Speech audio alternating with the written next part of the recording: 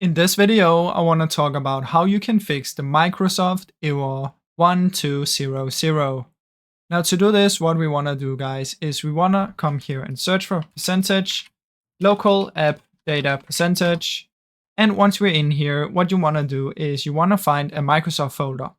So just search for M.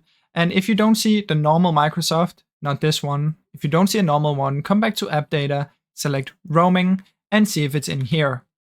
So for me, you can see it's in here. And what you want to do is open it, then find credentials, and you want to delete this folder. After you've deleted credentials, you want to search for CMD, right click and run as an administrator, and it's going to look like this. Type ipconfig space /flush DNS, press enter, and then type net it's h space rinsock space reset and press enter. Then you can close it all down, restart your PC, and now it should work. Now I really hope you enjoyed this short video. If you did, please leave a like and subscribe, as it helps me out a ton. Thank you so much for watching.